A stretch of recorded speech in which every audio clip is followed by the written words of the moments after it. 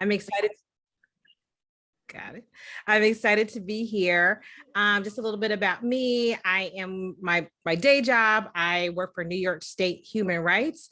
I'm the first deputy commissioner there. In my just volunteer, I'm currently the Manhattan Community Board 10 chair. And I'm just really excited to be here. What lines do you ride? ABCD.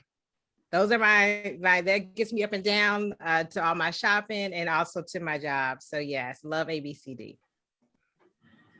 Okay, welcome. Welcome. Thank you. We have two new members for Metro North Railroad Commuter Council. Neither of whom have been able to join us yet, although I understand that Rosalind is going to be joining us in the room. She's not there yet, as I can tell. Sorry, Lisa, can you hear us? Yes, but so you need to be on the phone, not on the computer. What does that do? Can you hear us now? Yes. Okay, before you leave Transit Riders Council, we also have Karen Hamilton, who's our new member, who's here in the room. She might want to say a few words. Yes, but I looked back and Karen, I apologize. I thought that you were at the December meeting, so I apologize if I skipped over you. I want me to introduce myself again. Okay. Hello. Hello. There you go. Oh, see, and there we go. Perfect timing. Okay. Karen, please go ahead. Oh, some new people came in, so I was just. Great. We definitely have a quorum now. I'm so old that I'm new people now again.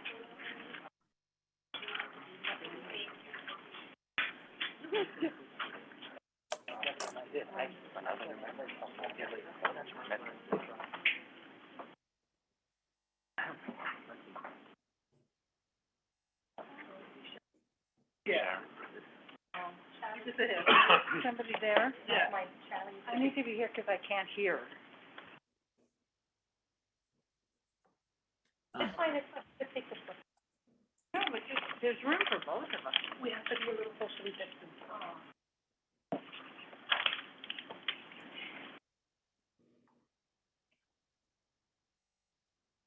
Thank you so much.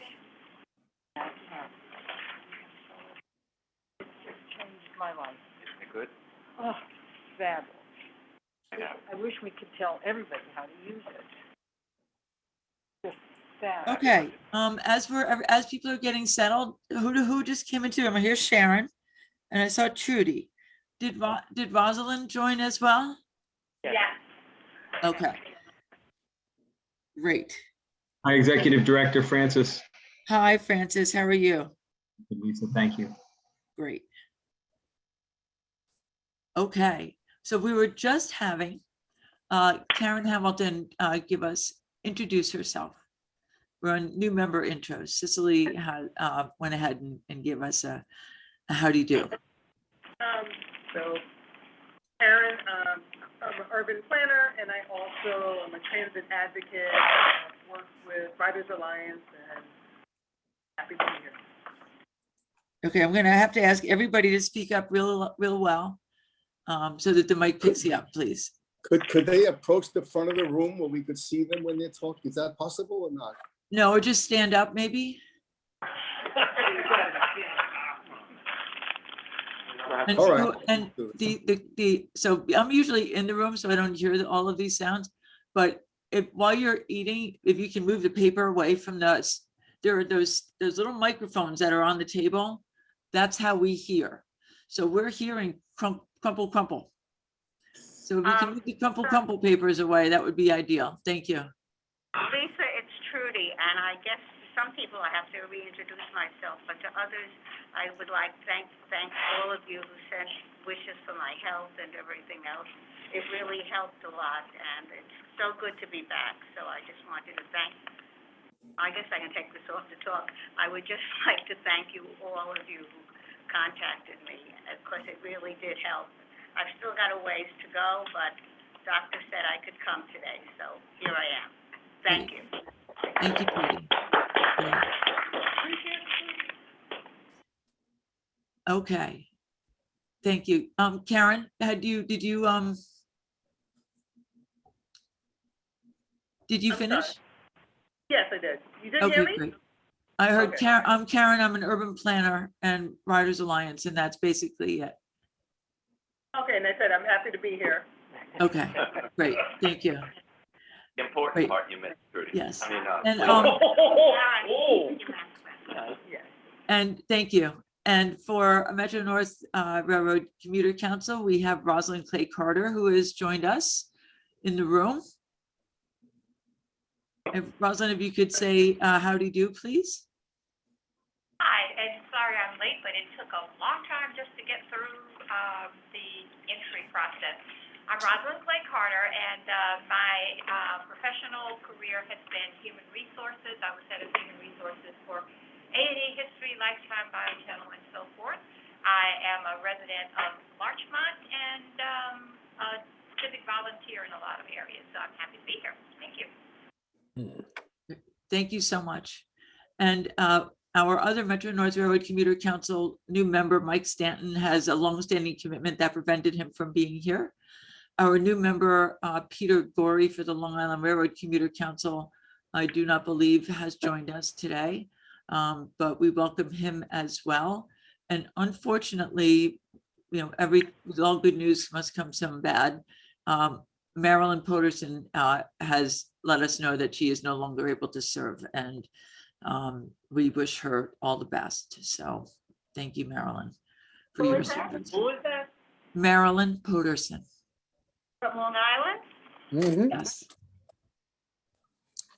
So thank you to Marilyn. So one up, one down. Yep. Thank you. Alrighty, so now that we have a quorum, I need a motion to approve the March 3rd agenda. Randy makes the Jerry. motion. Yeah, We have a Jerry, this is second? Chris. Yeah, Jerry, Yeah, I'm trying, second. I'm trying to make a second. All right, we got a second. All in favor? Aye. Aye. Any opposed? Motion carries. Minutes are approved. the agenda's approved. The meeting minutes for December 9th. Did anybody see anything that needed to be corrected on that, or? Jerry, I'd like to make a motion, this is Chris, I'd like to make a motion to approve. I move we approve the agenda. Okay, we have a motion to approve. Do we have a second on the minutes? Second. Okay, we have a second. All in favor? Aye. Aye. Okay, minutes are approved. We did the introduction of the new members. Okay. Is Jamie there? He's next on the agenda, or should we just go to the chair's reports? No, some of his staff people have arrived. He'll be here in just a couple minutes. He'll be here in a couple minutes. All righty, so then, all right, so we'll just move down. Well, let me do my report at least. This way, for those of you who don't know, I'm stuck on a job site today. Fortunately, the guys are at lunch right now, so I'm going to give the chair's reports, and then I'm going to turn the meeting over to Andrew to run for the rest of the way and just put myself on mute. Okay, the PCAC chair's report. We just welcomed our new members. PCAC has received approval to fill the vacant associate director's position, and interviews took place last week. We hope to be announcing the new AD within the next few weeks. PCAC staff has been working on getting our new website up and running, as well as getting our 2020-2021 annual reports issued. This will just be one combined report. We missed 2020 because of COVID. Commuter rail resumed peak price tickets earlier this week on March 1st, but at the urging of PCAC, there are new discount ticket types available for our riders. And we'd like to thank Andrew Albert for representing PCAC on the MTA board committee that authorized the new ticket type pilot programs. PCAC requested a meeting with the MTAIG to get an update on their investigation into the organizations that deal with the homeless throughout the MTA system.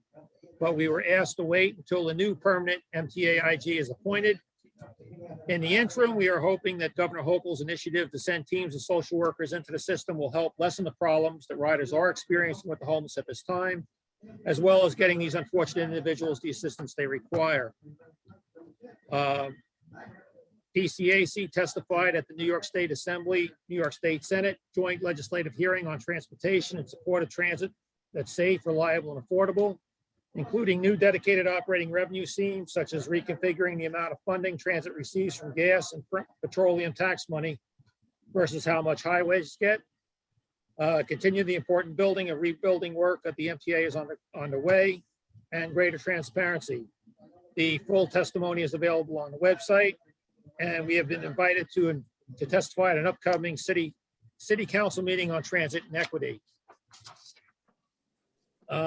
That's the PCAC Chairs report. Going down to the Long Island Railroad Commuter Council Chairs report.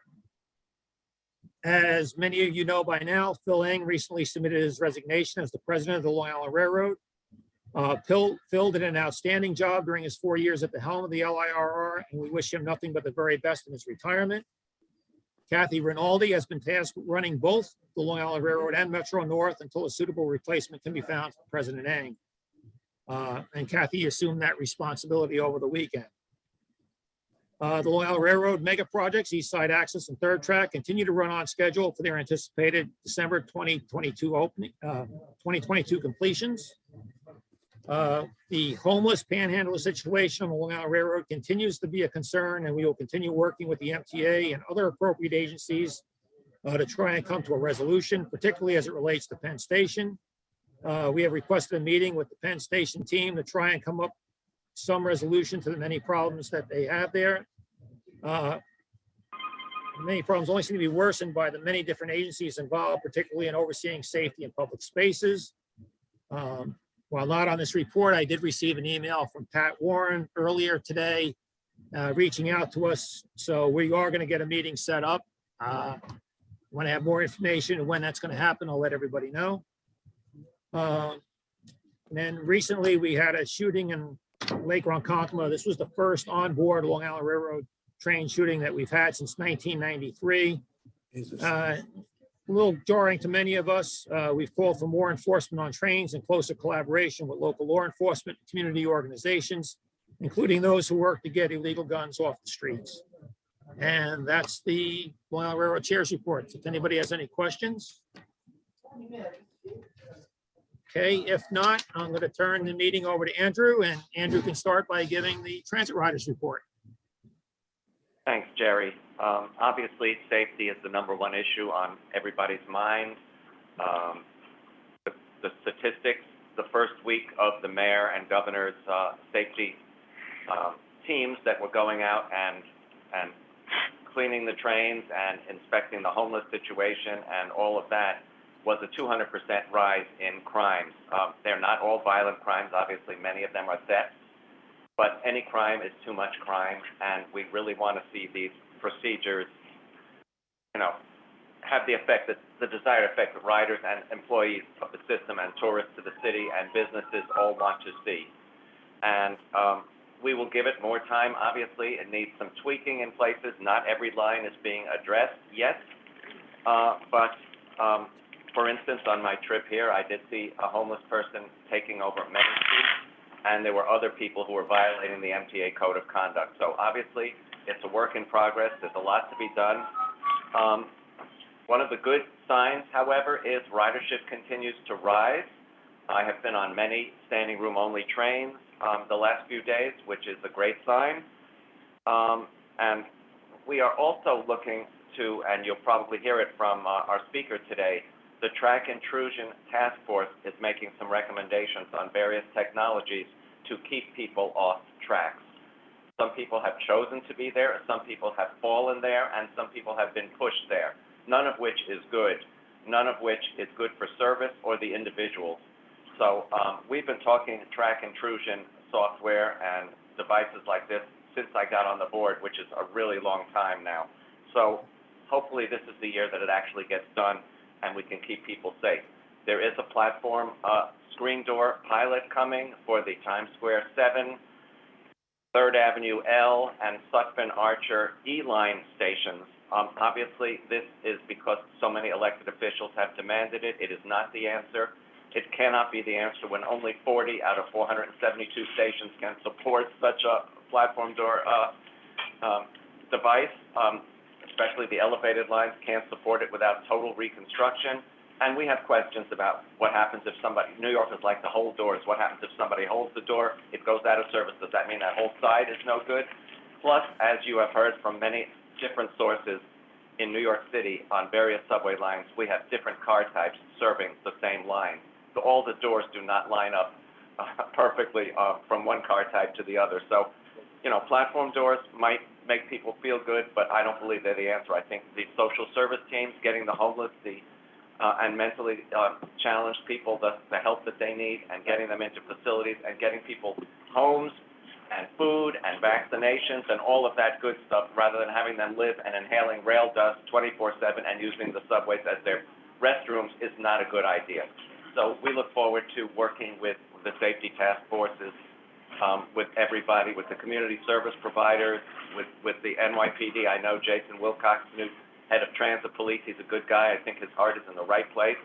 And we're going to work together to make sure the subways are as safe and as desirable and as, you know, they're the economic engine of this region, and we need them so the region can rebound economically, bring the jobs that we know were here and we'd like to see back here, and help all the small businesses that used to benefit from having Midtown and downtown and other parts of the city filled with workers. Even if people come back 2 or 3 days a week, if employers have them coming back different 2 or 3 days a week, that means you need the subways and the buses and the commuter trains to serve them. And we will be watching this closely. So that's really my report. Andrew? Yeah. Just to add one thing, there is one concern about the train, those doors also, as Jono did say, not this board meeting, but the following one, that the concern is, as you're correct about the equipment, but they've also got to realize, can a accessibility wheelchair, motorized wheelchair, walker, can they get access to the train? That is another issue that is been brought up also. Absolutely. We need to make that clear on the record. The clearance between some of our existing stairways, which we're not going to rebuild, obviously, and the proposed platform doors is not sufficient for a wheelchair to pass. So, of course, that is another issue. And walker. And walkers, right. And Jerry, our guest has arrived. I don't know if you want to just let Randy do his report quickly, and then we'll get into Jamie. Up to you. Randy, do you have a long report, or is it? No, there's not, it's all in there. There's nothing. I would, of course, want to welcome my 2 council members, one of whom is in person, hopefully, and we'll get to see get Michael to see him at the next meeting. We're expecting increase in service on the Hudson Harlem and New Haven lines on the 27th of this month. And otherwise, it's fairly quiet, so I'll yield back my time. Thank you. Hey, Jamie, you're up. Welcome. Hi, thank you. Gary. Good to see you all. Hi, Jamie. Hi. I'm Horace Springer. I joined the MTA in November as the new president of MTA Construction and Development, our capital delivery agency.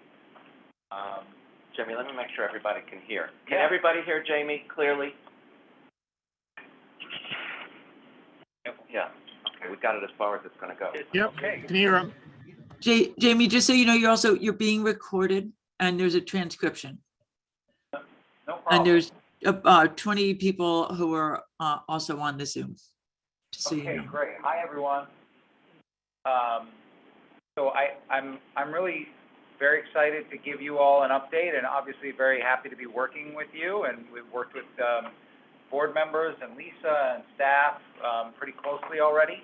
So thanks for the opportunity to come in and talk a little bit. I do have a bit of a presentation. I don't know, Kara, if you want to give me the mouse, I can, just. Oh, okay. Could you tell us a little bit about your background I before certainly you will, start? yes. Yes, ma'am, I Thank will. you. Do you want to just screen it?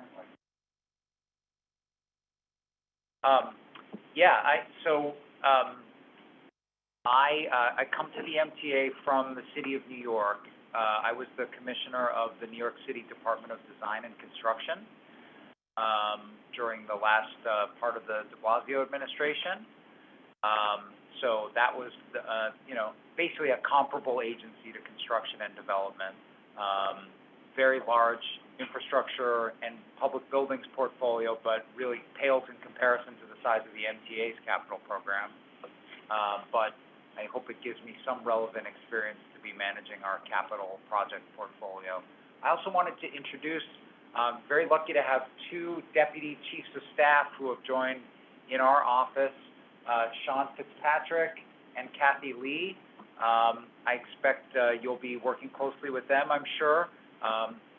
We have a kind of rough division of labor emerging where Sean is really our external affairs deputy chief of staff, and Kathy is our internal strategic management lead in our office.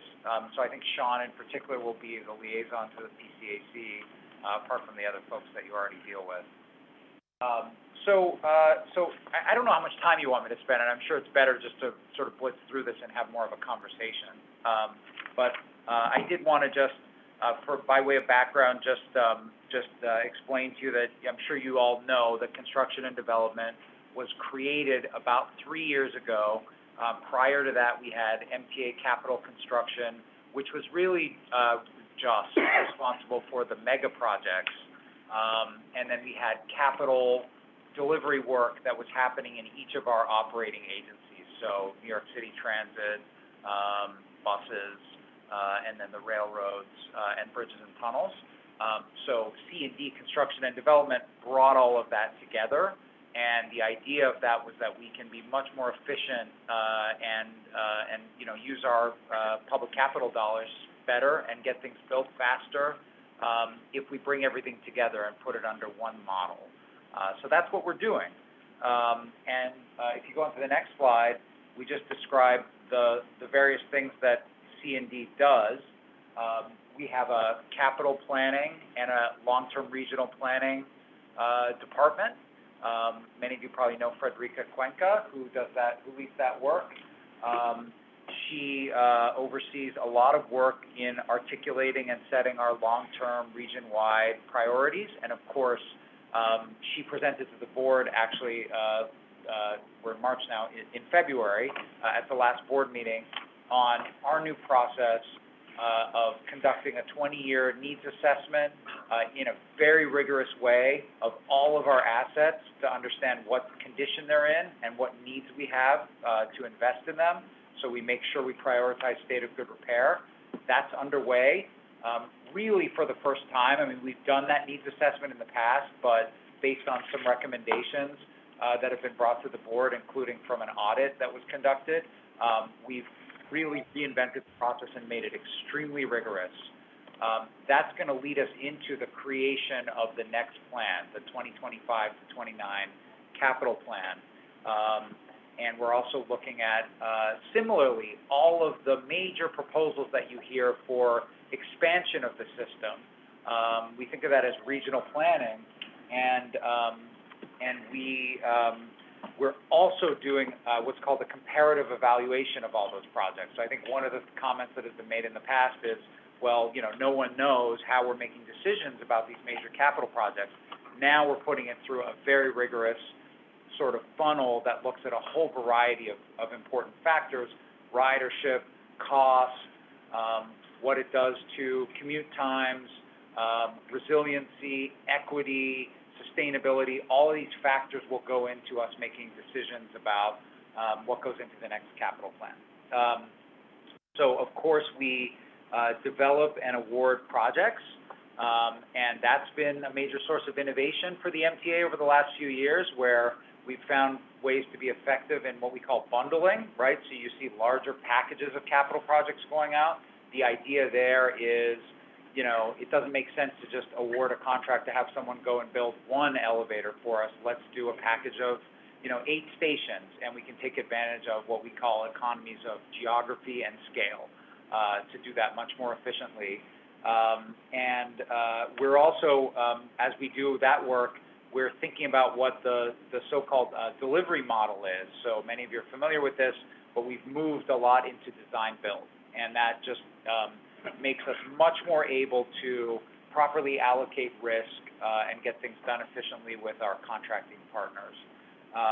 Then, of course, we deliver projects, and we're really building a culture of project management, and we have project CEOs that are being put into place, and we're really training those people and charging them with delivering the project from start to finish. And it's a hard thing and I have this experience from the city as well, in public capital delivery, to really, given all the different players involved, to get someone to say, you have to take ownership of this, you're accountable for the delivery of this project, and we're building that culture.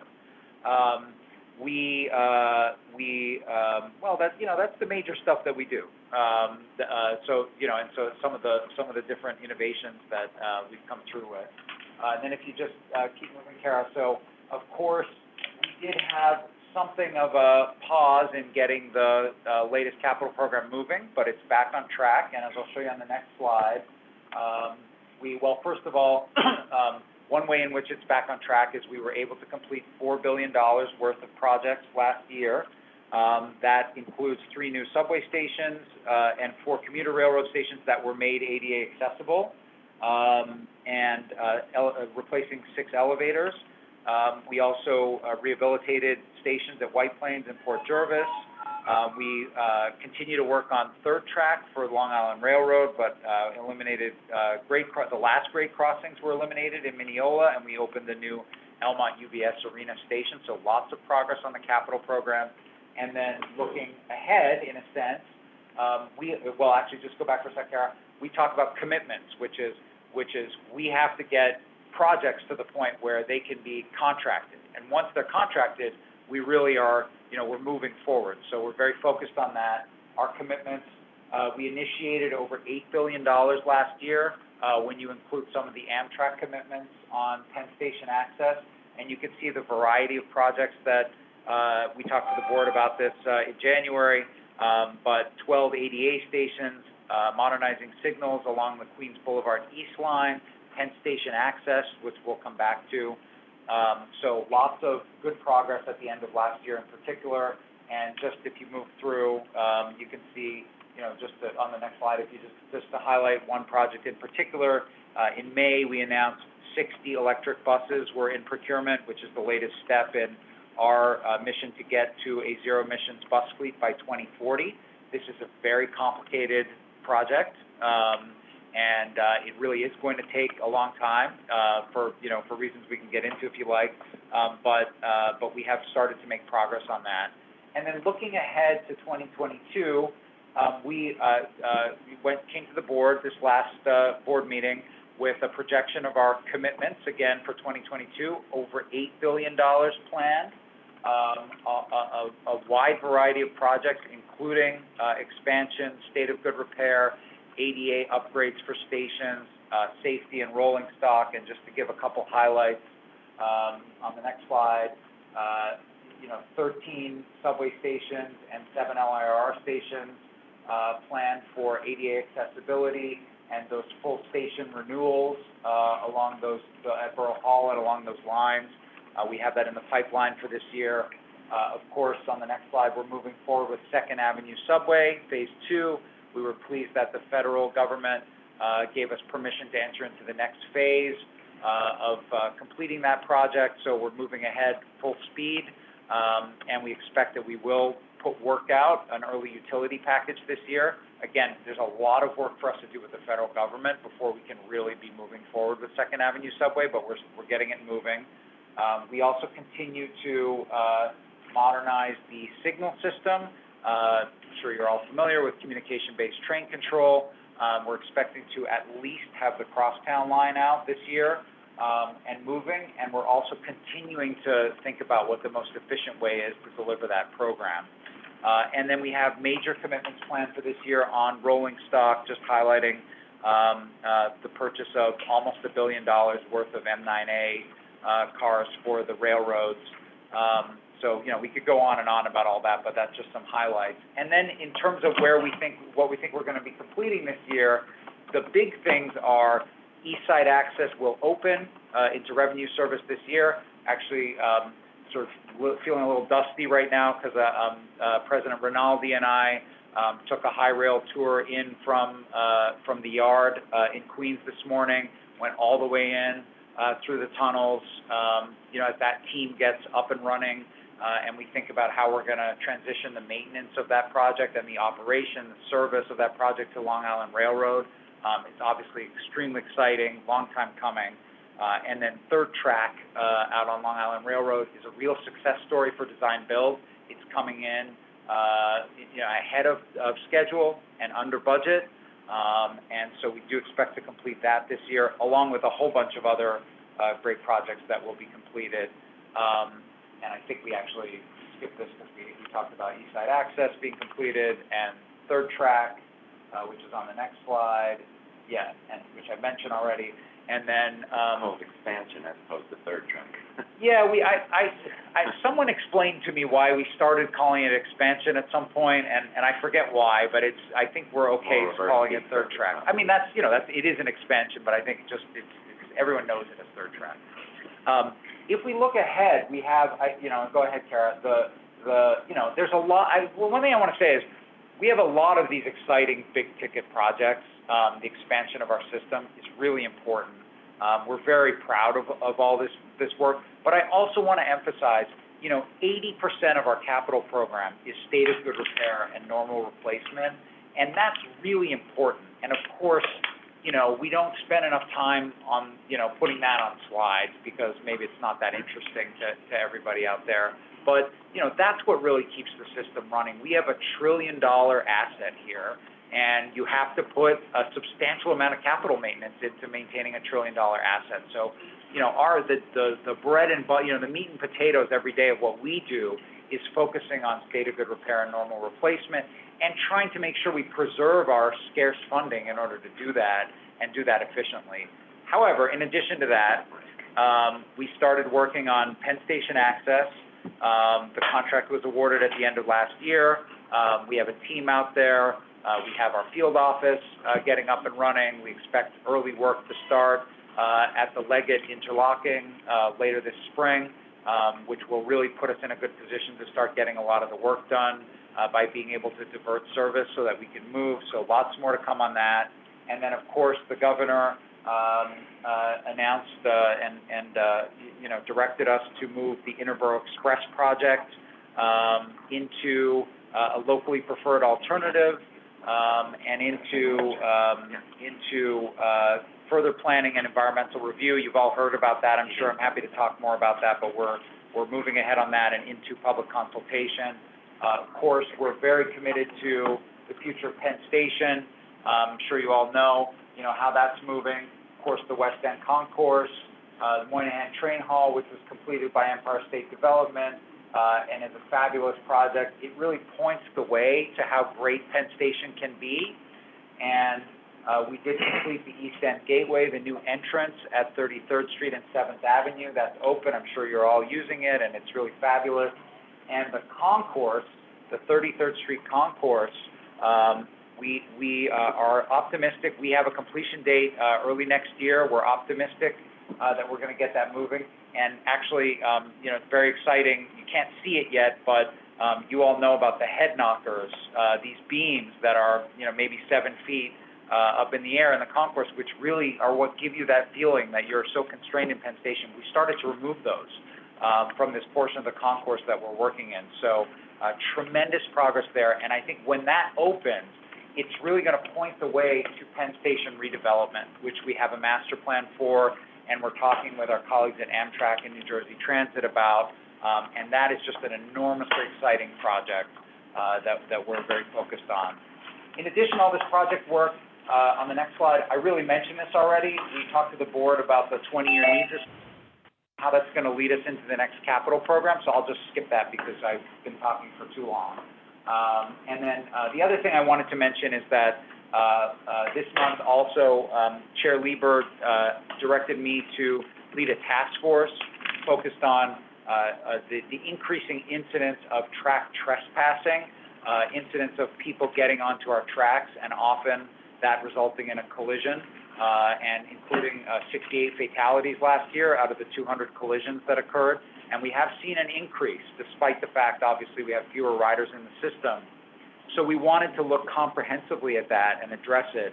We had an interagency task force doing the work here at the MTA and coming up with a number of recommendations. I generally put these into the categories of we're enhancing our communications with customers, because as you can see on this slide, a lot of the intrusions are voluntary. So, and honestly, sometimes people just doing stupid things, like going to retrieve a lost cell phone, getting, sort of messing around, kids messing around. People, we found people sometimes crossing the platform because they got on going the wrong way, and they think that's the right way to get to the other platform. So we're enhancing our customer communications. We are also, as part of that, really sadly, a lot of the collisions that occur are suicides or attempted suicides. 47 out of the 200 collisions last year were that. And so we're working with the NYU Department of Psychiatry to improve our messaging on that and some of our other investments that we're making. Secondly, there's operationally, how are we covering the system with staff? That's the subway safety plan that the mayor and the governor and Chair Lieber announced last week, which is enhancing the presence of NYPD officers and also of mental health workers and homeless outreach workers, these SOS teams. We really have to clean up the system. And, the subway is, as the mayor said very well, he said, you swipe your MetroCard, I'll say, you tap your Omni, you ride to your destination, you get off. And that's what we have to get back to. And so that's where our operational work is. And then we're doing lots of interesting pilots on the capital side, enhancing our use of closed-circuit television so that we can be better at incident response. We are piloting platform screen doors at 3 stations to see if we can overcome some of the engineering obstacles that we've identified to that. And we're also using other forms of technology, including intrusion detection technology. It basically sets off an alarm if a person is on the tracks.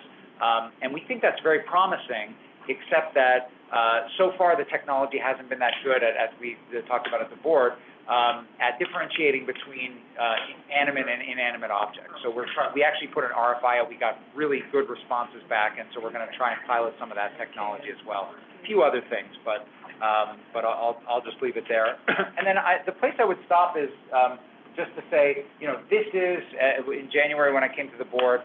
Just describe some of our priorities. I think in some ways I've actually talked about all of this. We are working very hard to contain our costs and keep schedules down. We have lots of innovative ways we're thinking about strategically for doing that. We're planning for future investment across the system. We need to build, as I said at the beginning, we formed this agency really out of a bunch of different groups just a few years ago. We need to make it a sustainable agency. So we're building the systems and the culture to do that. We have an agenda to support MWBE, DBE contracting firms, a diverse and competitive industry. That helps us because we need more contractors to bid on our work and propose on our work. So we have an agenda on that. And then obviously safety is it shouldn't be at the bottom, it's the #1 priority for us. And we're putting a system into place to ensure that we're managing safety practice very consistently across the whole agency. So that's our agenda. I don't know, I actually should have asked you how long you wanted me to talk before I started. But I hope that wasn't too much. Touched all the major issues. Good. And I appreciate the chance to talk to you about that. So. And I know that we have questions, Jamie. Good. So okay. Well, I'm here. Trudy. I have 2 questions. First of all, since Jano was the former head of the agency that you are now heading, are you going to be working closely with him on these various projects, many of whom which started under him? If you could just talk about that for a minute, and then I'll get to my second question. You can be assured of that. Yeah, like it or not. Yeah, but no, the chair and I have a long-standing relationship, and that was one of the reasons I was excited to come to the MTA is to work with him. We work very closely together, every day out on. The second question, and as Andrew will tell you, or I tell you, I do a lot of work with the feds for various reasons, which we can go into at some other time. But what I'd like to know is, out of all these projects that you discussed, are any specifically, besides Second Avenue subway, as a result of the $6 billion that is coming in from the feds? Because, or is it just going to be spread out over all of these projects?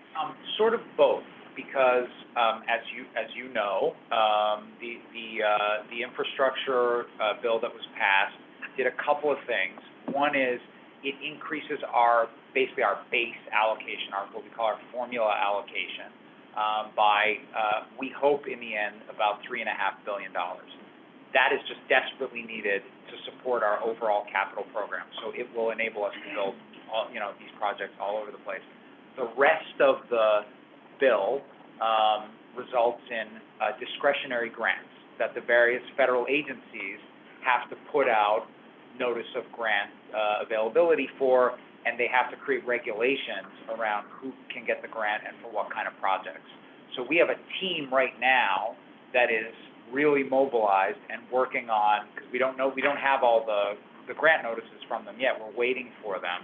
But our job is really to make sure that our projects are well positioned to be able to receive that federal funding. And we're working very hard to make sure we're in shape for that as each of the grant notices comes down.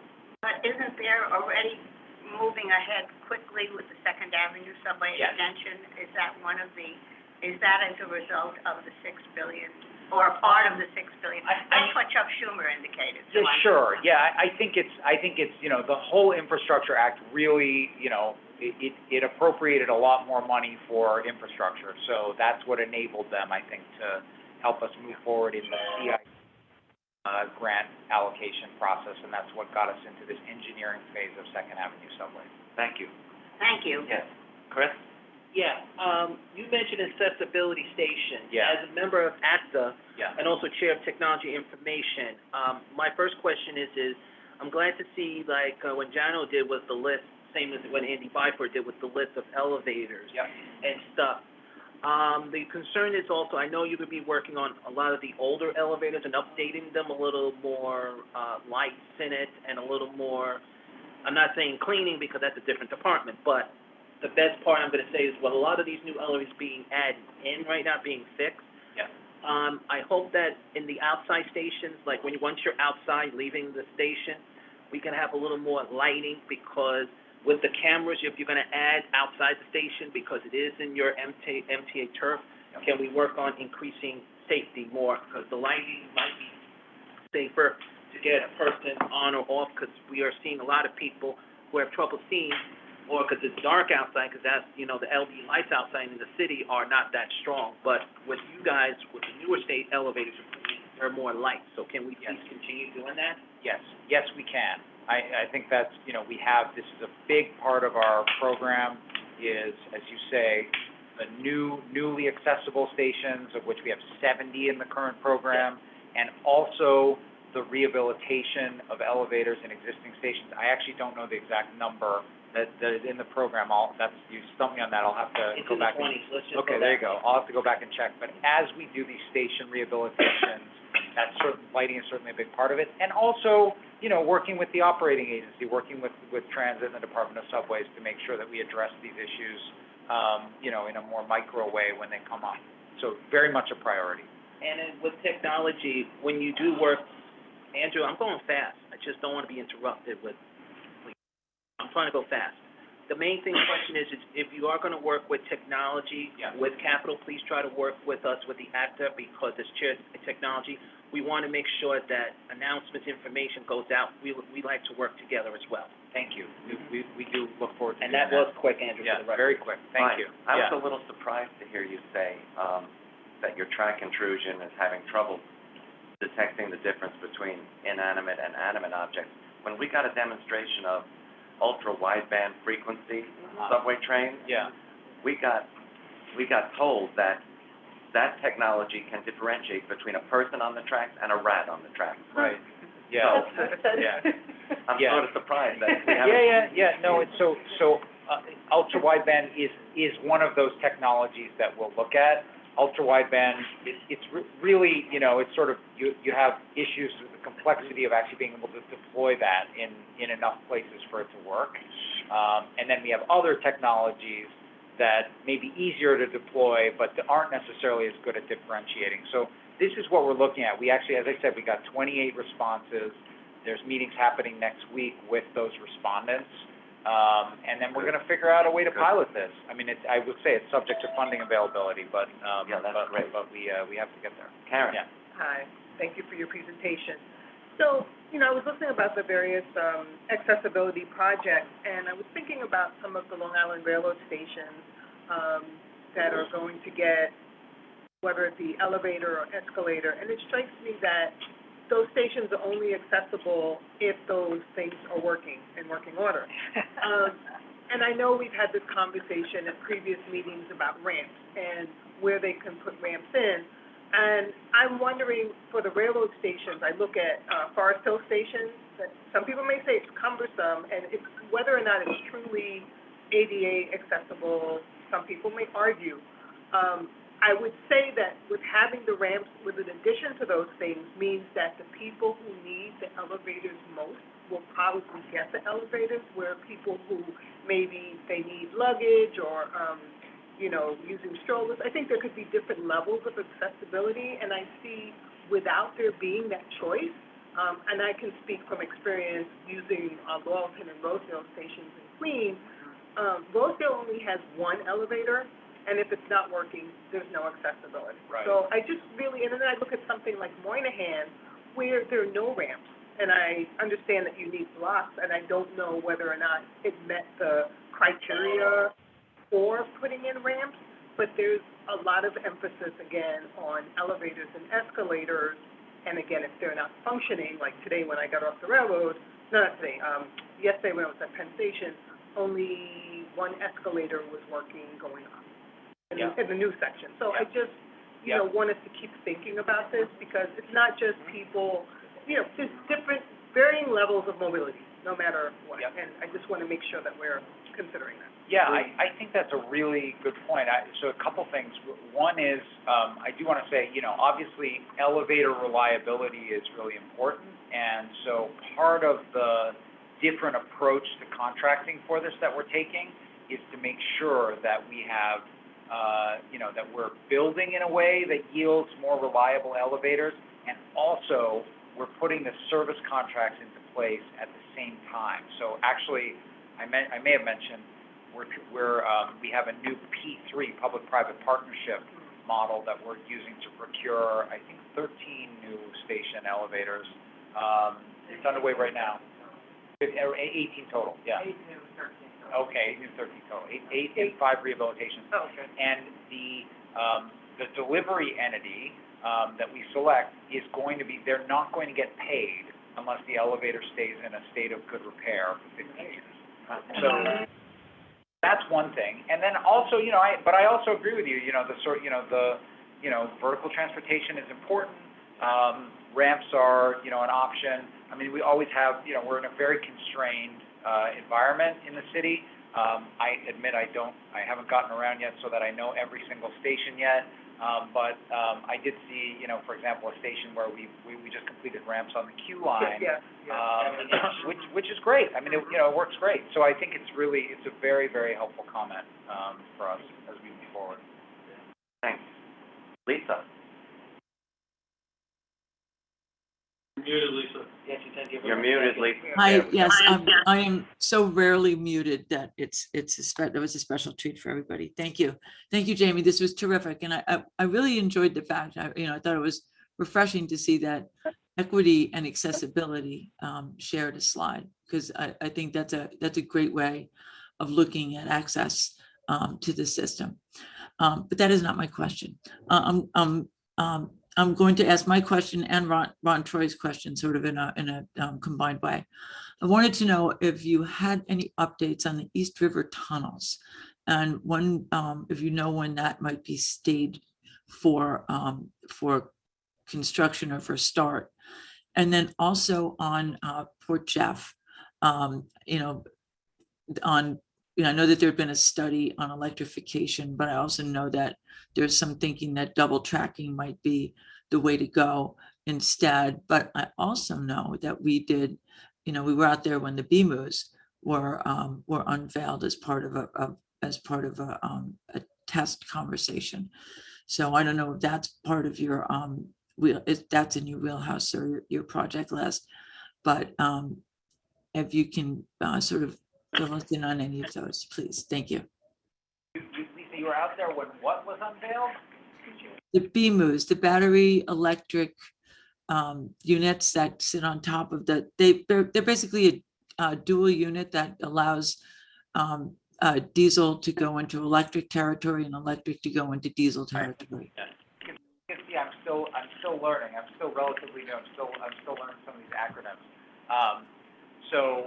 I'll say a couple things. So I should probably just get back to you about the East River tunnels, because I know that, as I say, I'm still learning, all this. I know we do have an agreement with Amtrak to proceed, and so we'll be proceeding, but I don't want to say anything about schedule because I might get it wrong. As far as Port Jeff is concerned, that's one of those projects that you'll see in our regional long-term planning thinking, which, as I said, is going to go through this process of, we're developing all of the different plans and understanding what the impacts, what the costs and benefits are, and then we'll put that through the comparative evaluation before determining what goes into the next capital plan. Great. Bradley? Speak very loud and get up here to the table. Thank you again very much, Jamie, for taking time out of your very busy schedule to come talk to us. PCAC staff and I are doing a deep dive into the capital program, especially through the lens of resiliency and sustainability projects. Right. And we know that those discussions are happening internally, and you guys are still in the process of that.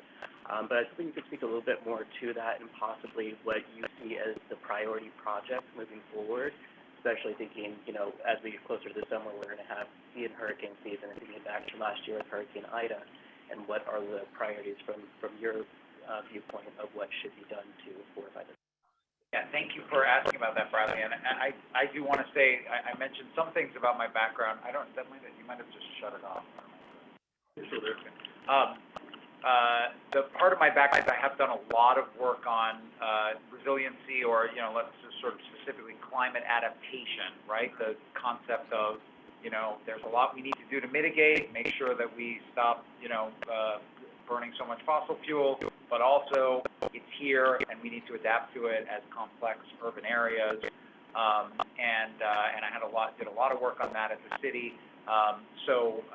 We are working on that. As I think you know, we created a task force, or actually recreated a task force after Hurricane Ida with the city agencies, and they have now visited together 150 stations that were identified as having been impacted by Ida. That work has been really, really helpful.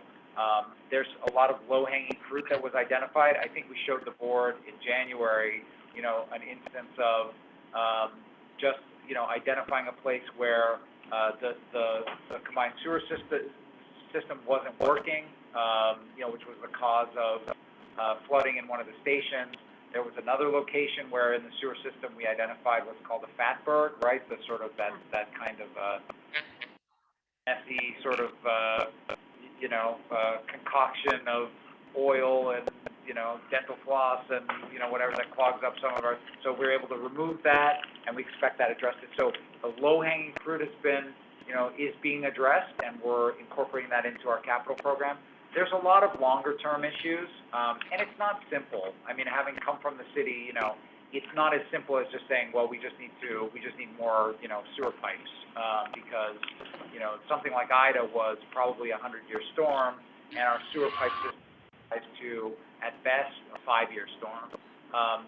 But there's lots of alternatives for detention and retention of stormwater. So we're working with the city on that and identifying jointly how to move forward. I expect we'll have more on that. We did create a board committee, and that committee is going to be meeting for the first time either this month or next month. So we expect that we'll work through that, not only on those stations, but also make some long-term recommendations. There's things like what our design standards and specifications are, and whether they adequately incorporate future 100-year flood or whatever parameter you want to identify. Also resiliency to high heat, heavy rainfall, coastal flood, all that, we have to sort of make sure that all of our standards are up to date. And so that's all work that's underway. And intrusion from third-party sources, like buildings above stations that may be dumping their water into stations. Yeah, it could be, yeah. Not functioning. Some cases where that could be, yeah. Bert? Hi there. Can you tell me what the status of the building facilities for recharging buses is? I know we had a presentation on that about a year ago, and it seemed to me to be a fairly complicated thing to do. I'm wondering how far are we along and how far do we have to go? It is complicated, and again, I have to admit, I want to be a little careful because I might get it slightly wrong. I do know some of this, which is that the goal is by 2040, we have a zero emissions bus fleet. As you say, that's complicated because we need to buy the buses, and that means somebody needs to make the buses, right? Which is not, and every city in the world is trying to get to a zero emissions bus fleet, so we have to make sure we spin up enough industry to produce the buses. And we just approved a large purchase of non-electric buses. Well, and that's in recognition that we have to continue to renew our fleet, even in a hybrid way, because there's just not enough supply. But then also, as you mentioned, we need to be able to charge. And I think the short answer is, there is a lot of planning happening between construction and development and the division of buses right now, so that we get to kind of a master plan. There are some initial efforts. I believe there's a facility on the west side of Manhattan where we're using to charge, I think, 50 buses, but please don't quote me on that because I could be slightly wrong. And then we have the Jamaica Bus Depot underway, which will have charging components. We have other opportunities coming soon. So, gradually we're going to figure out how to get the charging. A lot to do. Thank you. I have to admit, I do have a 1 o'clock call that I should do. So, but maybe just last couple of. Mr. X? Okay. If it's possible, questions for Al. Sorry, can't hear you at all. Up a little, okay.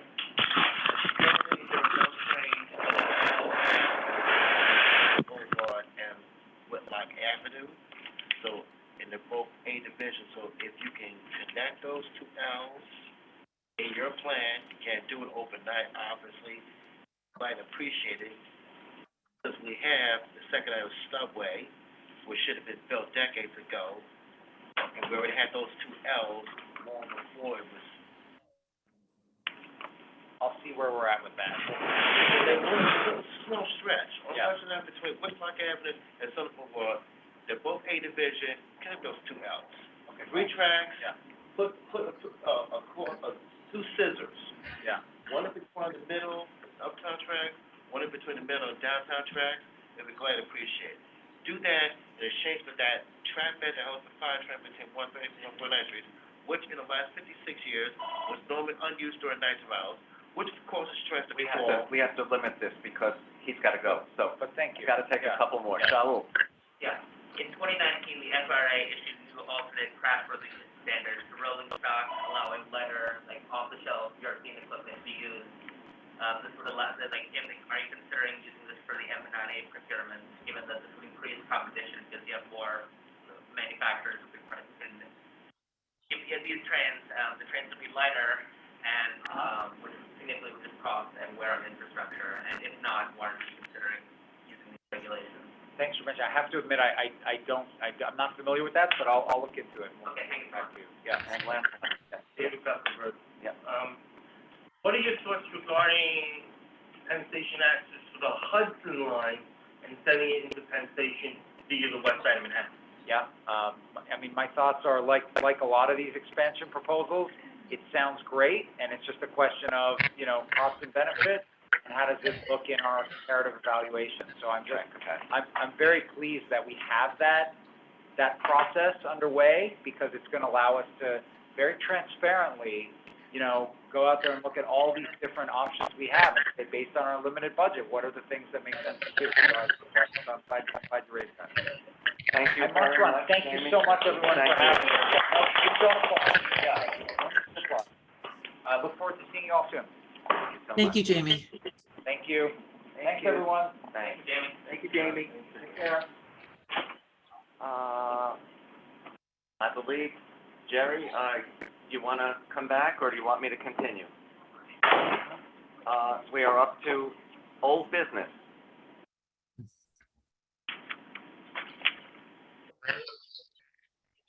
So, Walter, Walter, you have a second device, and I'm trying to see if you can mute it, please. I don't know what's happening here. There's two of me here.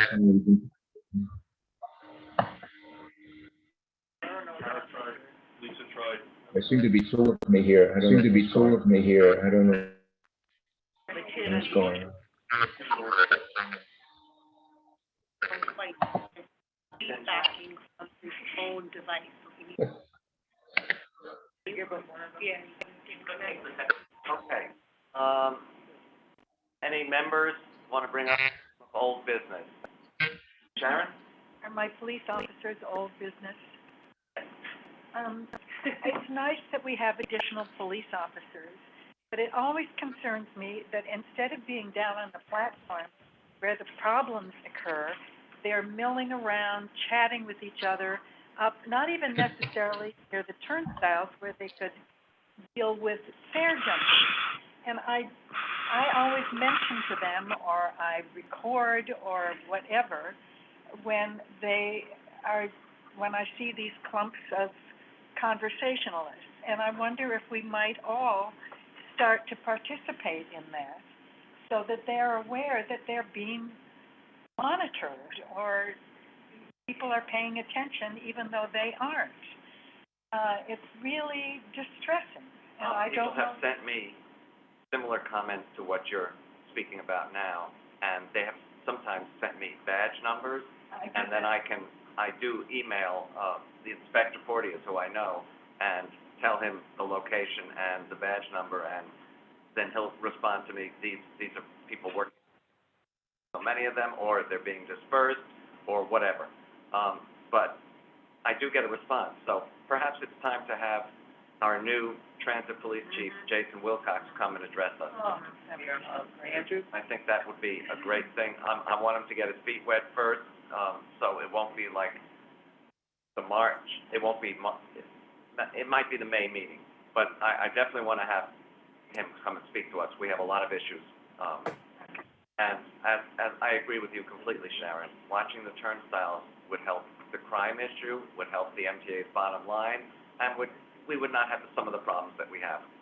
But I know that people like to see the police officers on the platforms, on the steps, on the trains, and I've started to see some on trains, believe it or not. This morning, I had an issue I had to send to Inspector Porteous because somebody was blasting music on a train, and I mean really with speakers and doing a religious thing at the same time, you know. And it was like an ad for his rap religion thing.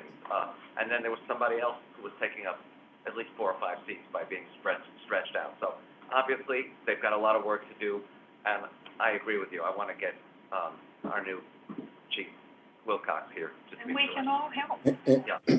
Andrew? Oh. Andrew? Mandy? Mandy? So if the members want to give those reports, I think you probably would like to have the date, the time, and the train in which direction it was going, and if there's a car number involved, that also helps. I mean, if it's police officers standing in a station, the station will do, and the badge number. And which But if they part? encounter something on a train, that additional information. You got to get a car number.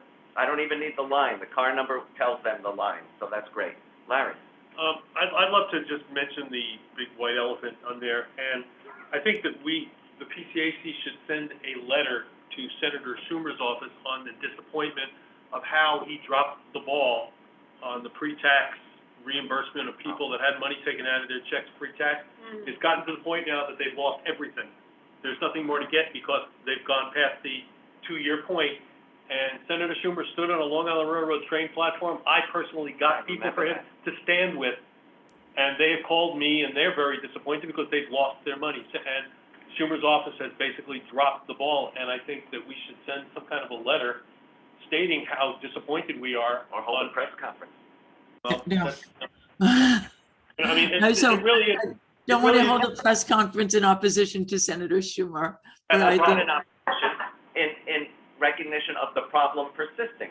but Well, yes, there is I no did. problem anymore. Everybody's Yeah. lost, Well, whoever that's had the money, problem. they've lost it. Yeah. There's no way they're gonna get it I back unless did- they're. I did reach out to his office yesterday again and just say, what's the update? And, I've been, as I do every few weeks, honestly, and it can't continue to be in the rewrite office or wherever they say it is. So I agree with you that they dropped the ball.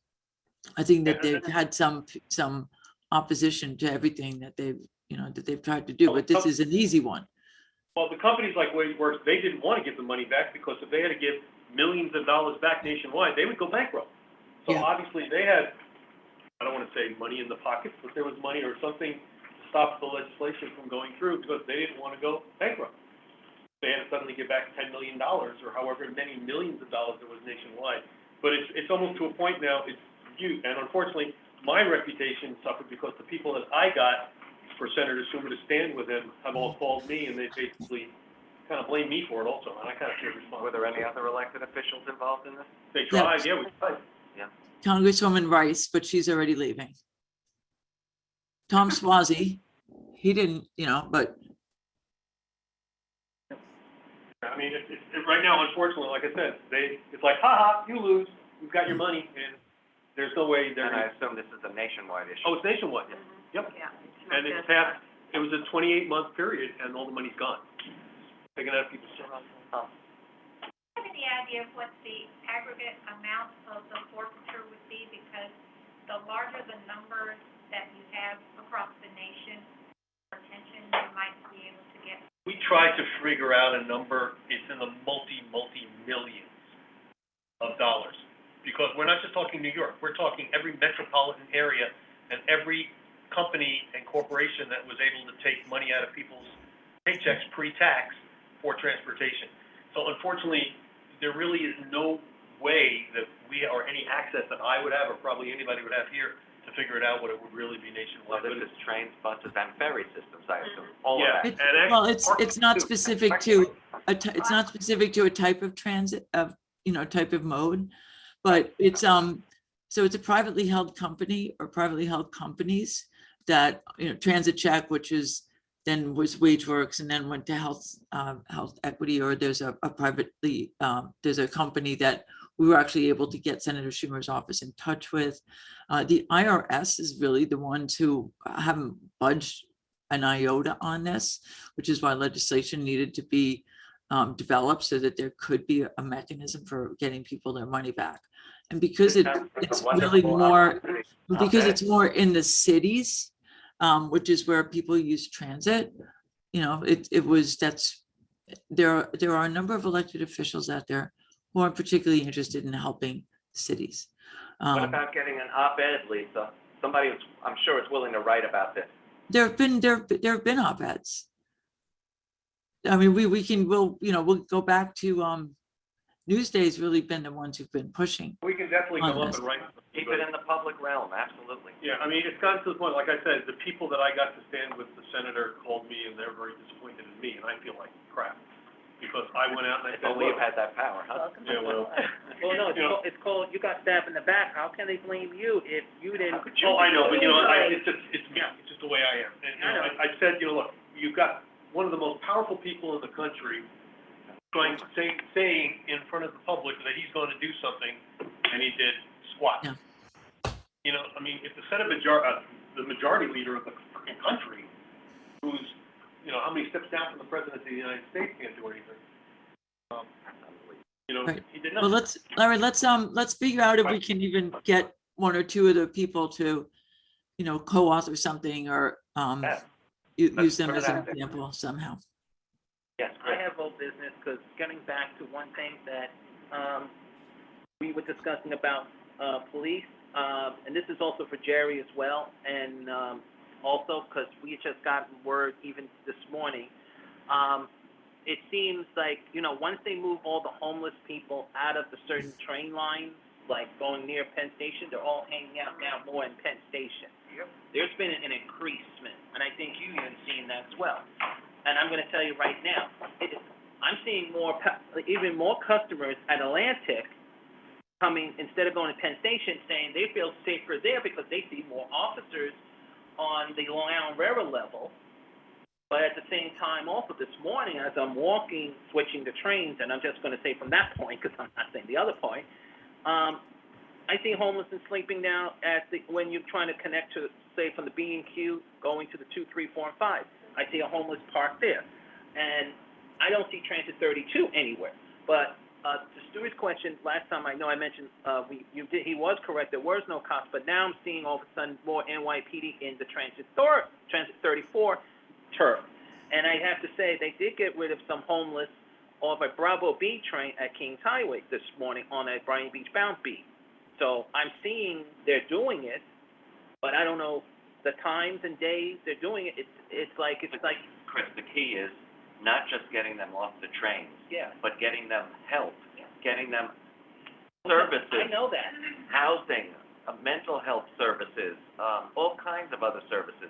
When we had at my community board, Bowery Residence Committee, you know, who does the subway, yeah, we had them speak, and they told us that they've got people into services, but they were not tracking how soon after that they returned to the subway.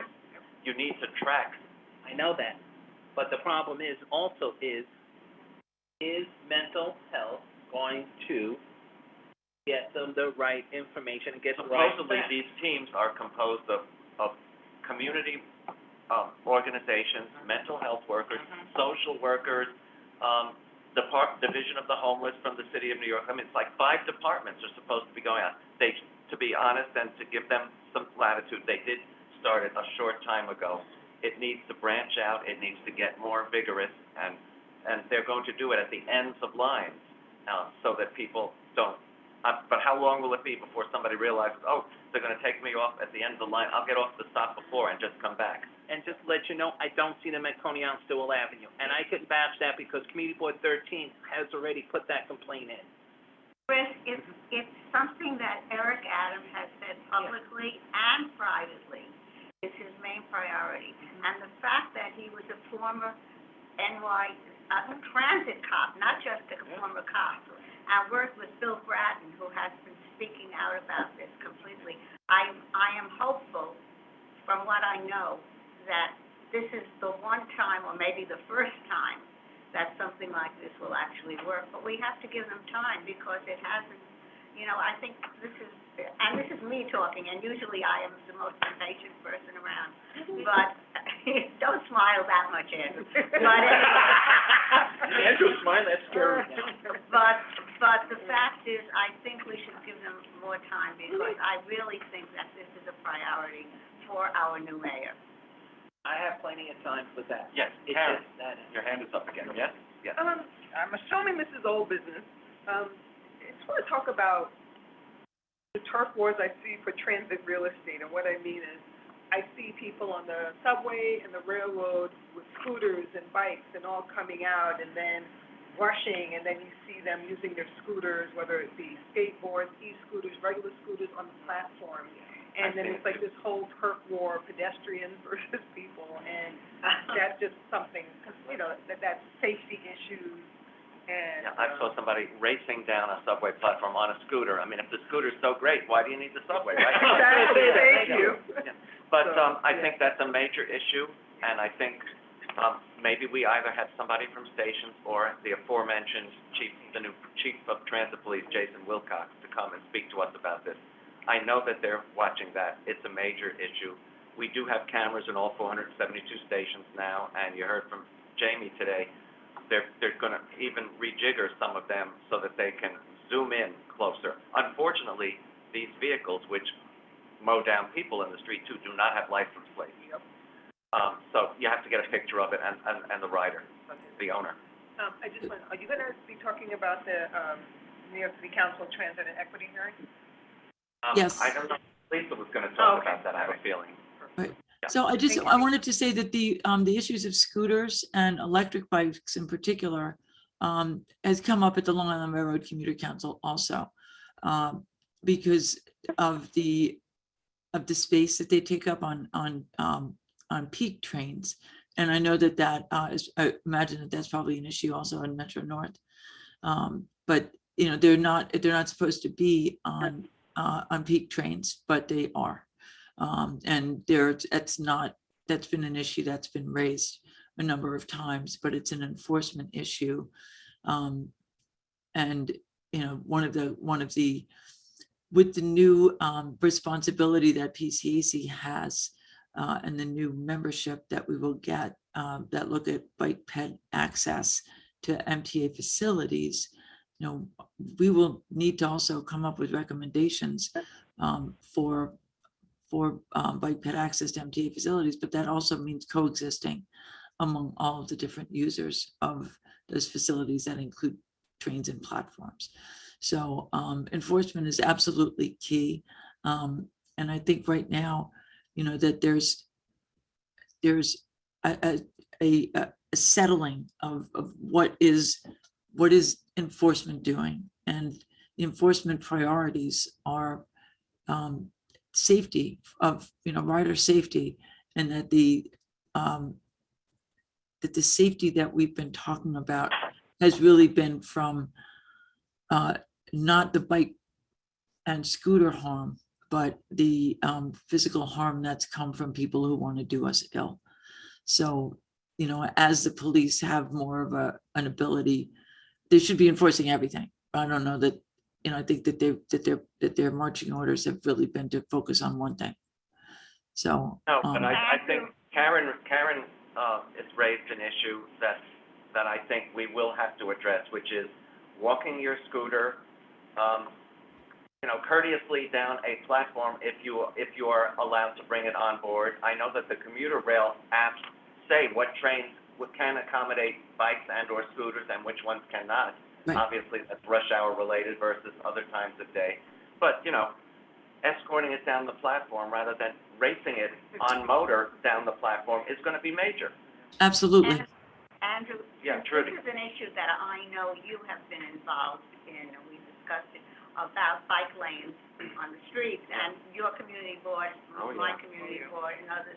I mean, and the misuse, especially with the electric bikes and the electric scooters, which are literally knocking over people, and there's no controlling And them. are silent. And they do not look, but maybe this issue of it also doing the same thing on platforms and in the system could be brought together. I don't know if we write a letter about this or somebody else does. Well, but if it's on the should subway, be- it's not a DOT issue. No, but it's a public issue though. Yeah. And so maybe we could go public, and since I know you've been so involved and so many others here have been also, tying this together, that people are there, these same people with their electric bikes, and they bring them on the subways, and then they on the platforms, they do exactly the same thing they're doing in the streets. And maybe we could bring this to the attention of the public, not DOT, not anybody, you know, just in general. MTA police and Do it. NYPD. Yeah, but to develop what Trudy is saying further, you know, and what Lisa's saying about enforcement. So, like we have on Metro North and Long Island Railroad and New York City Transit, rules, you know, passenger rules and regulations.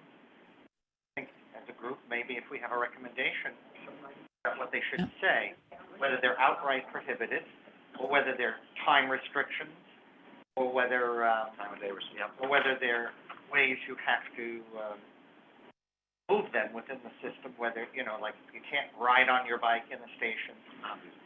Maybe, you know, you can't ride on your scooter. I think we maybe need to attack it from that perspective, recommending that the rules should be updated or I'm gonna amended. speak to Pat Warren about this and see if we can get that incorporated into the safety rules, you know, the MTA Code of Conduct. That's right. And Metro. So the question is who will enforce it, right? And then there's that. But you know, if there are battery devices on these bikes and these scooters, then those are a hazard. So that's another issue. It's a time of day. In other words, we either have to say you can or you can't. Oh, no, I meant time of day, meaning on the apps. They Oh, tell you no, whether I- you can carry them on commuter trains. I said try, right, and that's what I meant. Okay, I'm sorry. Bicycles, they're. Oh, no, that's not a time of day issue, that's a, My opinion would be to outright prohibit. Mr. X. Wait, can I just go back to Karen's other question about the transit equity hearing on Monday? Karen, yes, we are planning to testify. I wanted to hear Jamie's presentation first also. We haven't written the testimony yet, but there are obviously a number of issues that the city, this is a city council hearing on transit and equity. So, again, we'll look at the host of issues that, including fair fares, including accessibility, including bus redesigns and access to buses. And if you have other thoughts, please send me an email today, because this is when it's getting written. Thank you. And public comment actually contributed to the design of the R211 cars, which gives a lot more room in certain places for wheelchairs, walkers, and other sorts of things. Those cars are a definite improvement. When you start to see them in service, did you go on the tour with us? I'm trying to recall. No, she wasn't there yet. Oh, okay. She wasn't with us. When you see those cars, you'll see what I'm talking about. Yeah, Mr. X. trust me, I counted twice. And one, we mentioned it, is Jerry here.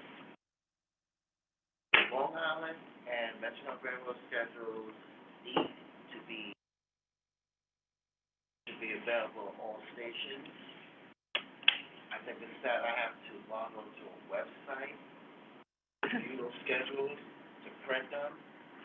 How am I supposed to view and or print them if I can't gain access to a computer and or printer? But this pandemic is supposed to, fake pandemic started. They were available on all stations. Now, they're no longer available. That's unfair to me, that's disrespectful. May I respond? Okay, but that's another issue. Okay, I understand that. Printing of printed schedules takes time and costs a lot of money. If you don't have a phone with an app on it that shows you that, there's electronic signage at every station to tell you when the next group of trains is. You can also make a phone call and find out when the next train is. So nobody's keeping a schedule deliberately away from you. I'm saying, if I have it with me, I can use it, if it's not with me, I can do what you recommended, and that may be possible. If I'm constantly rushing, trying to cover errands, I may not have time to do that. So we have to be flexible and fair to everyone, not who should be fair to, who we feel should be fair to everyone. Let me just tell you one other thing. There's an app that I sometimes use for Metro North. It's not the official one. It's a third-party app. They are updating that schedule every few days because there's a change, a last-minute change that the railroad makes. You're never going to have that on a printed timetable. So you have to be aware of last-minute changes too. Second, whole business issue. Bless you. I've stated in the past, I was mistreated by the NYPD and MTAPD. I was sent by some of the train stations, Long Island Metro Railroad Station, and so excuse for that. And as far as the BRC goes, MTA Connection Team, I should say, I discovered years ago some of them unwrapped it tight. Some of them were down to earth, some of them unwrapped it tight.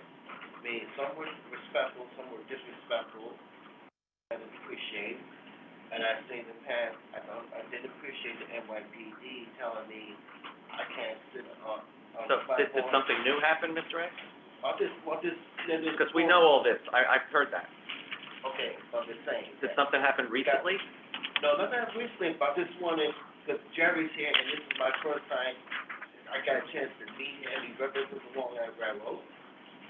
We don't have a Metro Railroad representative there, I presume, but, actually, we got Randy, sorry. I'm just saying that it's possible they didn't know, maybe they did, maybe they forgot, but, hopefully no issues will occur in the future.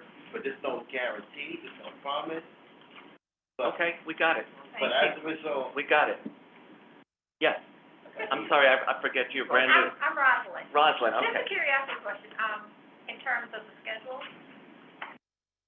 Metro North is not the only organization that's trying to take us from paper stuff to other. No, Amtrak has done away with printed timetables. Well, they're closing banks and it's like, you're banking online. However, one thing that I find surprisingly useful is Google Maps. And so my question for you is, when Google tells me something about an MTA schedule, how up to date is that? Because, you said the app has up to date scheduling. It's funny you ask that. Which I appreciate because in my condo building that's by the Larchmont train station, when I walk out, I can see what the status is. And I'm just curious whether Google Maps is as up to date as our app. I have compared Google Maps timetable accuracy with the app that I told you about, Underway, which is fabulous, which is like right on the money. It's fabulous. And I've checked it with train time of both Metro North and Long Island Railroad, and they are not totally accurate all the time. Sometimes they'll update, but it'll take weeks for them to update. Okay. But the official apps or sometimes these third-party apps are much more accurate than Google Maps is. Google Maps is great for showing you where streets is and where the stations are and all of that. And general info like the buses and stuff like I that. don't believe Google Maps has any direct link into the MTA at all. They get the same data that some of these apps, but they don't It takes- incorporate it yet. It takes a while for them to incorporate it. It does. Karen? Yeah, I just wanted to speak to Mr. X's comments about having, information for different people, whether they have access. And I'm wondering, like, I know that they used to post timetables in the stations. I don't know if they're doing that at all the stations or if they're doing it at all. I have to be honest, like, half the time, the inside, waiting area is closed, so I rarely go in there. Platform signage. Right, but I know they have that, but I'm just wondering, do they still use the old paper ones? And also, are those available at libraries I or don't believe anything that. I don't else? believe they They're are. not even And available. the Long Island Railroad has taken the Yeah. platform signage to an excellent level because not only do they show you the next bunch of trains and the tracks, they even show you how crowded each car will be. Yes, I have that. So I think that it sounds like maybe there's, maybe education in order, and so, letting people know the different ways that they can access that timetable. Because, there are people who may not have cell phones, may not have computers, whatever the case. So I just want us to be cognizant of that and If just. Randy and Jerry are listening to that, perhaps you can bring that up at your council meetings. Maybe you'd like to send the respective railroads communication about letting riders know how they can access schedules if station buildings are closed and or they don't have a cell phone or that has, the apps on it or whatever. Well, Andrew, I Yeah, had Randy. emailed Metro North a series of questions, including one about bringing back paper timetables. And they wrote back, "We are not planning to return to printing public timetables. There are several methods for our customers to obtain schedule information." So I've held off because I'm so furious with that answer. I'm waiting a couple of weeks till I calm down from it before I go after them again. Actually, I'll wait when I see them in person to follow it up. I understand that, Randy, but I understand the railroad's position too. If they are, and like Metro North is, and Long Island Railroad has several times improved the level of service as people have started to come back, can you imagine the cost if they had to print whatever? But print fewer copies, make a smaller printing of them. It's simple. These schedules have been in effect for months and months. Make fewer of them. Darren. And at least they can post them at the stations. Print them out and post them at the stations I think that on the Long Island Railroad, when I put out there the last time, they were not there, but Metro North does post them in the stations. We even on West of Hudson have it.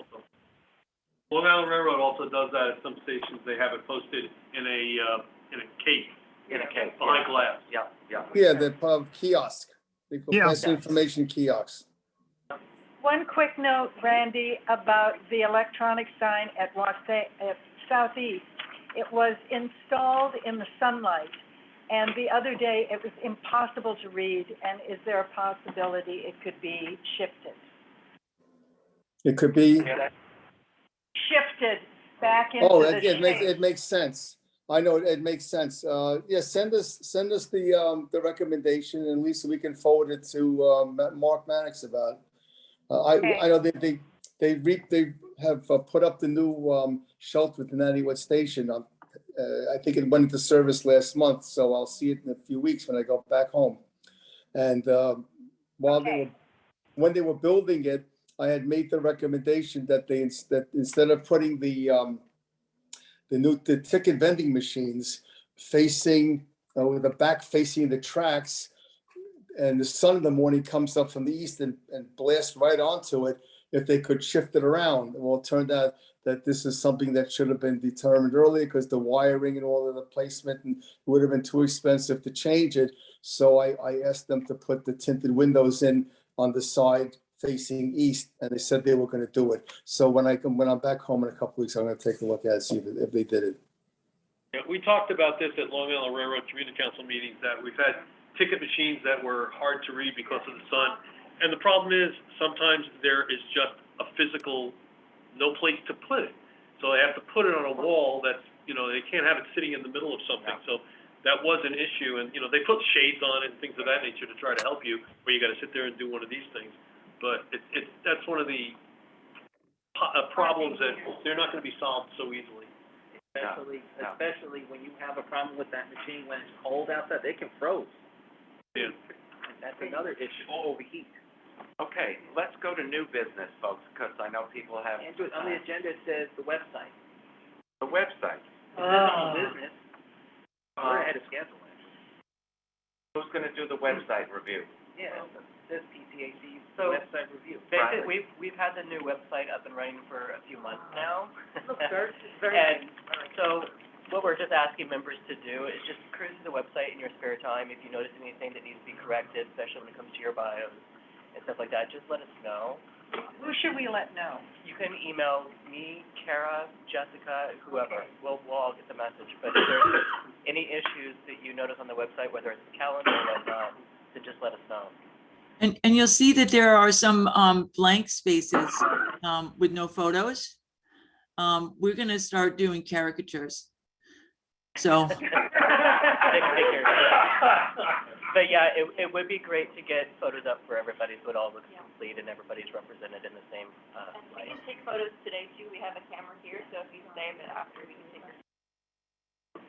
I had looked at it in response to the email Lisa sent, and I submitted updated bio information and a photo long ago, and I thought that you did. and very old information is there that's not relevant. I will. But the point of your question, so when you look at the website now, there's certain here, but it bleeds over text. Like if you have the icons, and you have to click something, masks whatever you're trying to say, so. But, I don't know if it's a function of the browser that I was looking in, and I think it was phone, but look at, I'll talk to you. click on one of the screens. So I'm sure I should be sharing my screen. Is that it? Can you No, see the website? Yeah, so if you go to one of the tabs, let's say, the tab about the, we go to the profiles. Okay. So if we go here, Yes, so. Oh, look, it wasn't that screen, but to get to that screen, there were other icons where the click button was bleeding over. All right, we can talk offline. Okay, thank you. Well, let me just tell you that I had been asked to give a presentation to Civitas, which is a community group on the east side of Manhattan. Well, it's more than the east side. And why did they contact me? Because somebody suggested that I was the right person, but the new executive director wanted to make sure, and so she went to our website to see exactly who I was, and then contacted me and said, we would love to have you because of what, your bio and the web. So it is being used. I just want to let you know. I will talk about the Civitas presentation at a TRC meeting. wanted to let you know that outside people are making use of the new website. Bradley, do you have a counter on that? Yeah, so we have analytics that we're working through right now. We're gonna, be hooking it back up to our Google Analytics account so we can see, you know, the traffic on our website and where people are going and what information they're using. Oh, so you can see that they used it, or who used it, and what, okay, great. You can't see who, but, yeah, not even, but the view. Yeah. Not yet. Bradley, if you guys get a chance, some people ask me when they're trying to get the meeting ID number on the website. Let's say let's say Long Island Railroad's meeting is, just say, next Thursday. And you already have the meeting ID link on, but they can't copy or paste it. It should be. We put the entire ID I know, on there, so but- you click on it or You mean the Zoom link? That ID? Yeah, what happens is they want to copy it and then paste it, because sometimes it's their choice, because I'm just telling what they're saying, because I know how to get on fast in a heartbeat. But they're having a little issue, because when they want to do a right click, it throws them out. I don't think you can click and paste a meeting name and a password. I don't think you can do that. They're just the link, it doesn't say the password. The link is set up where if you click on the link, it takes you directly to the Zoom account. Yeah, So and they don't want to just click on them, because they know when the meeting is, they want to make sure it's linked to their calendar, so they want to copy and paste it. I told them you could just wait till the day of the meeting and just click on it, but I'm just giving you guys a heads up. We'll check it out. Okay, thanks. Now, if you go to more info, you can copy. You should be able to copy and paste it. Yeah, you can no, look at that. You cannot. Thank you. I don't think in the browser that you're using, in order to be able to do that, you have to have hyperbolic link enabled. Yeah. Something, hyperbolic, I don't know what it is, hyper something link link enabled in your individual browser. Hyperlink. Hyperlink, thank you. I was like, what's Hyperbolic. I was like, where's the cyber Sorry, come from? I'm going into physics. Maybe we can add a add to calendar button there also. Yep. And we need to put our TRC meeting up also. It's not normal for Chrome or Mozilla. I don't know about, I think Internet Explorer it is, but you have to physically go in and enable it. Okay. New business, folks. I have a quick new business. Go ahead. Our next PCAC meeting, you know, since we are going to be in, the next one is not until, thank you, June. And you know, sometimes, you know, with between capital or budgets and all this things, and everyone will agree with me, because I know there's no talk behind me, it's good, but what I'm trying to say is I think it would be best if we have someone to talk about the future budget, because since we have the new gentleman, and you did say you want his foot to get wet also, so we're going to use a lot of shoes wet. If it be possible, can we have him to come, because we do want to discuss the future of, you know, how the budget's doing now from, let's say, today until June, how the fair's been going between not just subway to You're talking buses. about the new chief financial officer, Exactly. Kevin Willen, is that who you're talking about? Yeah, I mean, there's gonna be a July financial plan, and We don't after mean it. that is probably when you would wanna hear from Mr. Willens. I don't know if in June if it would make that much sense, but I'm just saying, but since PCAC does not meet until July, August, not until September, I'm saying between, guys, it's very rude as I'm trying to speak, thank you. Sorry. If we don't get him in June, because I lost my train of thought. that's because your train has left the station. Don't start with Albert? He's been waiting to use that, I can He tell. knows he's gonna get it later from me later. If I was him, you better be watching on the ones. But if we can get something, maybe we don't get him in June, we get him in September, but have something in the routine, because the concern is we need to be ready for whatever it's gonna, what the finance, because I don't wanna have to hear the word CUT, cuts, at all. Because, you know, with all these fare everyone doesn't pay their fare on any train, and I'm just saying that because Or bus. or bus, or accessorized, which we don't know, can happen. We just want to make sure the numbers are in the right border, and we want to know what should be advocating for. Since our officials are going to be, elections going to be coming up soon, and we want to I make got the point. Thank you. Good. Thank you. Yes. And along those lines, what I'm curious about, in light of the reduced ridership and the reduced revenue, and the expectation that we're trying to build back the ridership, have we done a study or have any access to what the future reality of work schedules will be? Because every single person I know, their company is offering a hybrid model. So I'm wondering if, as we build budgets and look at what our objectives are, if there's any way of getting a sense of, because my daughter, for example, only has to go in 2 days a week. And that's a, completely different story from your former, more monthly tax kind of scenario. And I know it's a hard question, but somebody out there ought to be doing something. Well, there was a whole study done by McKinsey, and it is going to be, they announced at the last meeting, because it's outdated now as to ridership trends and what have you, they're going to get another company to do an updated report on projected ridership and all of that. And so the MTA is in the midst of putting out an RFP for that now. So there will be a new study. We were actually beating the McKinsey midpoint estimates before Omicron.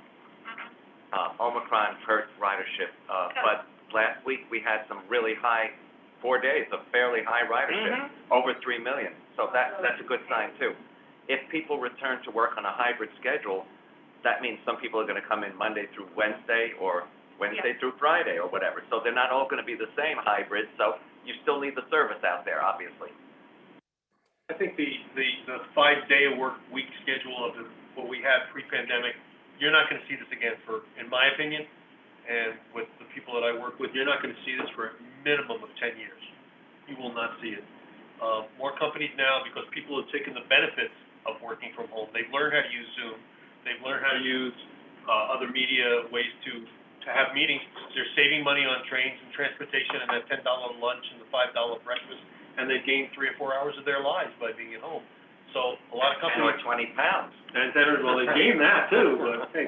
But anyway, you can't see that on camera, I was swear. There were those subway steps is good art, good for your heart. I mean, I said this a long time ago and everybody laughed at me, but now it seems that I'm kind of somewhat right. That you're not gonna see a return like pre-pandemic in minimum of 10 years. Larry, I have to say one thing that when Phil Ames was the president during that last summer, your ridership on Long Island Railroad did rise because there was a lot of events and deals were going out. Yes. So there are some events out there on Long Island Railroad, and not just Long Island Railroad, but Metro North as well. And I think and fare inducements too. Well, the other thing that's in our favor, I hate to say this because I'm going to kill myself for doing this. The thing that's in our favor is the rising gas prices. Oh, yeah. Yeah. And congestion pricing when it comes.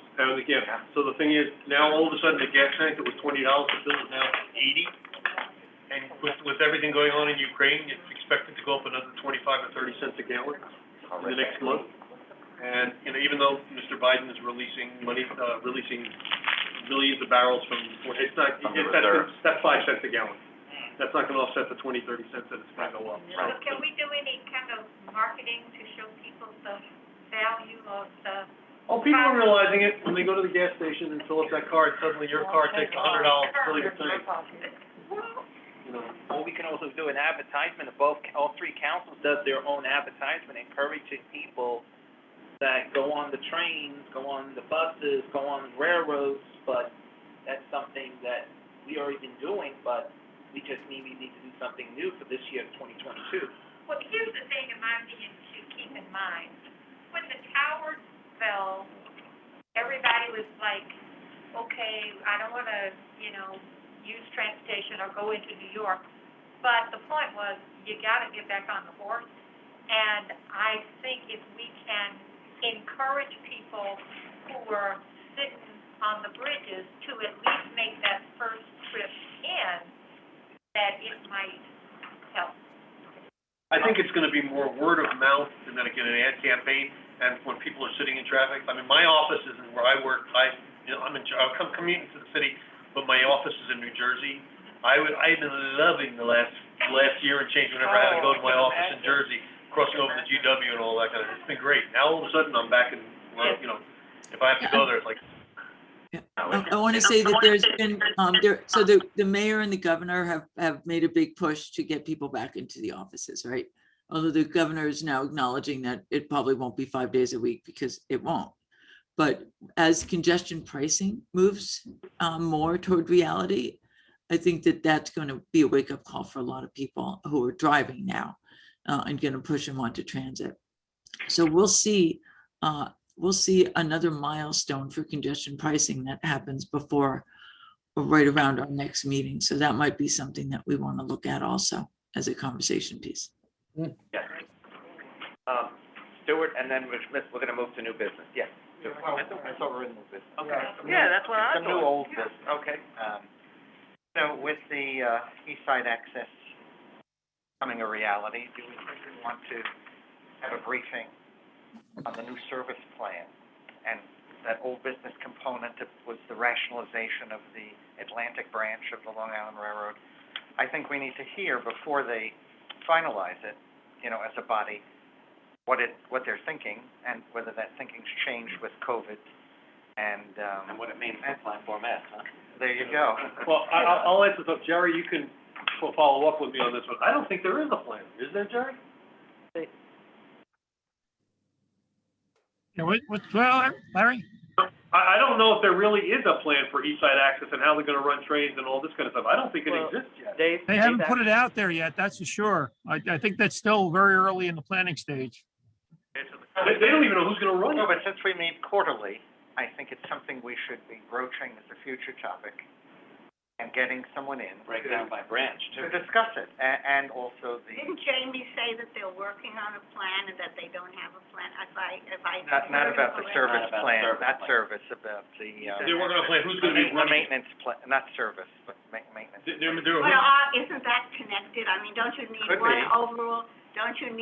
overall, quote-unquote plan for an absolutely new service and everything, Right. which So includes both the one of- service and the maintenance and Right, everything at else? one of our previous meetings, and I can't remember who the gentleman that came to speak, and I believe that, I can't remember who it was about a year ago, one of our meetings. We did talk about the service plans for East Side Access, and they said they are in development, and we keep making fair discounts, especially if they get made permanent, they need to be incorporated into those service plans, so they are being developed, it's just we don't know where they are at in the stage. Well, maybe we should try to find out. So we should find out, Right. and another thing that Larry, we talked about when we went on the East Side Access tour, is basically that they need to be also, thinking about a wayfinding, plan to educate riders on how to use the new facility. So I think that we can follow up on service plans and for passenger wayfinding. What Bradley is talking about, when we were on the tour, down there was a question of what you call things. Left, right, north, west, east, south, up, down. Yeah. It's little simple things like that, where they say, it's gonna be on the north platform, okay? Wait, I gotta break out a compass? But north from where? But that's the whole thing. That was the We're whole on a thing that we separate asked. tour, it was cavernous, and it was very confusing. Yeah, this is all part of it, that the language hasn't even been set yet of what they're gonna call things. Have you ever, or Jerry, or anybody from Long Island Council, ever seen or been told on a particular branch, if the service is, let's call it hourly, what the breakdown between Penn and Grand Central will be? No. I heard, has there ever No, been nothing yet.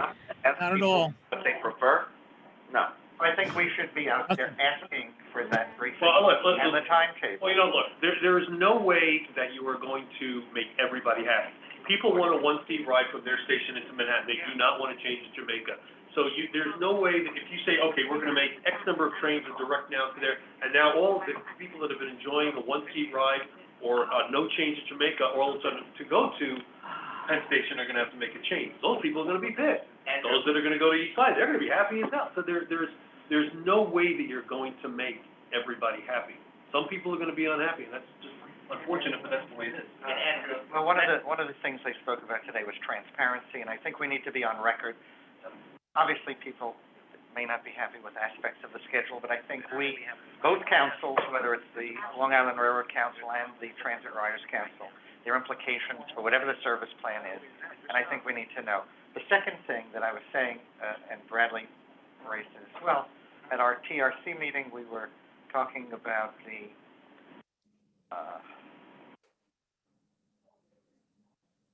right word,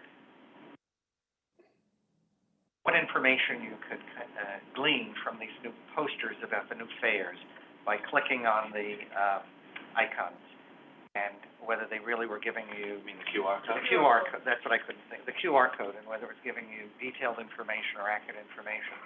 Because we still need to see that, you know, to get ridership back, as you were talking about, you know, what is the message, and are they getting the message to the right people? And I think there was some message issues, and maybe Lisa could articulate it better. But when we tested the QR code, we saw that there were limits to what information was being given, and it wasn't clear. And the subpoint of that, for this body, was the difference in the peak period times for when the fare discounts are being offered. And it's something that maybe we want to take up as new business. Yeah, we have been having conversations with Sarah Meyer and her team about communications, so we can further those. And if you have any ideas on improvements to communications on that, just let us know, and we can feed that into Sarah. Thanks. There is one problem there is a problem with Platform F that was brought up also at the 88 Task Force of Long Island Railroad. There's one elevator, and the problem is, in the other parts of the platforms, you're lucky that conductors with Long Island Care can go do a London Bridge. Means they could put a bridge on, you know, the bridge plate and cross them to the other side to get the elevator. Once you're on Platform F, you're stuck. You're deserted. You can't do anything. The only way you can do that is go back to Brooklyn. No, I think that we saw something at last month's board meeting or committee meeting. There's a major Jamaica reconstruction plan, and it means a lot more elevators and that Well, sort of the thing. reason is, I was just gonna say Now, that. that could mean because they're gonna make everyone go over to Platform F, if you wanna go to Brooklyn, which is not what we all wanna see, obviously. But we don't know that yet. But can I ask a question about the peak fares and peak times that Stuart raised? To clarify, because there are different times for different railroads. If we're gonna ask for consistency, is there a preference? Or we're just asking that there be consistency? When has there ever been consistency in anything, really? Yeah. If you have But good a luck seat, in if you're on a asking. crowded train coming from somewhere on the island and your destination is Lower Manhattan, and you either have to change at Jamaica and then change to a subway at Atlantic Terminal to complete your journey, that's a 3-seat ride, or stay on the train you're on to Penn Station and take one subway, a 2-seat ride, chances are you might do that. So there are impacts on subways too, from whatever service plan they come up with. Right, so that's a Platform F, but I'm talking about, Stuart, you were talking about the peak versus off-peak fares. Yeah, that they're offering the discounts for one City period. ticket and Metro things like North. that. It's peak It's versus only off off-peak. by an hour, but I don't really know the writing patterns that significantly, whether it makes a difference, but maybe people make decisions that way. And I don't know the rationale for the difference. So I just thought that we have more experts in the room today from the commuter railroads that may know why there is a difference. On that same topic, in a way, there will be a poster that says there's no nighttime service for such and such. Well, what's What does nighttime nighttime? mean exactly? You know, is it from midnight When it's on? dark. Whatever. What is it? Who knows When it's dark. That varies by time of year, doesn't it? Let's get to our new business, Mr. X. Okay, new business, 2 items, Jamaica Station, platform that I think between tracks 11 and 12, should be tracks 9 and 10, that was platform with tracks 11 and 12. Tracks 1 to 8, then 11 to 12, tracks 9 and 10 are scattered somewhere, it's confusing. The other item is, 2 weekends ago, train was suspended between Flatbush and Franklin Avenue to construction. We delivered Franklin Avenue, only ran to Utica Avenue, should have ran to Lawrence Avenue. So at the kind of station, I know people, or the 2 train, they assume it's a 4 train. Okay, Jano and Craig, truncated 2 train at Utica. This was done in the last 3 years. On September 2019. Okay, if you can't run between Franklin and Johnson, do the construction, and so between Franklin and Johnson, which it did at one time until July 1983. Was the 3 train running that weekend? It was running. I'm saying, having the 2 train run between Franklin and Utica only is bad. It should run all the way to the left side because of Utica, Roswell, so they're pulling the 4 train, when actually pulling the 2 train, and they're both, so the 4 was suspended below Atlantic Avenue. So, sorry. They were bypassing a lot of the local stations and running express to Franklin and making you ride back. I know that. Okay, but I'm saying, okay, You didn't like the service plan, I get it. okay, to let Lieber and Cipriano, forget the Cipriano, get 2 thumbs down, okay, therefore you get 2 wedgies. Okay. I'll ask them why they did that. Yeah, Andrew? Any other new business? Yeah, Andrew, just Chris. to add what he's talking about, because I did talk to you about this privately before TRC. The problem was, it did make sense to have the 3 run all weekend, and you have the 4 terminating at Atlantic. It did make sense, because then you have the 2 ending at Utica, which there were not enough, they made announcements, but signages threw everyone off. And the problem is, if you're terminating a 4 train, say something happens on the local track, you're gonna have a problem. And it didn't make sense to have the 3 running at night, which the 4 normally goes to New Lots Avenue. And understand at night, there's the 2, is not far from turning around at Utica, but it didn't make sense to have 3 trains at midnight. It's supposed to be 2, the 2 and the 4, not the 3. The 3 is supposed to end at Times Square. That was the problem. Okay, I'll bring it up. Any other new business? Make a motion to adjourn. I think I heard that from 2 people. Tiebreaker. Thank you. I think tiebreaker. Well, thank you, everyone. Thank you. Thank you, and thank you, Larry, for the extra view. That was great. You're hired. You're hired. All right, bye, everyone. Goodbye. Bye.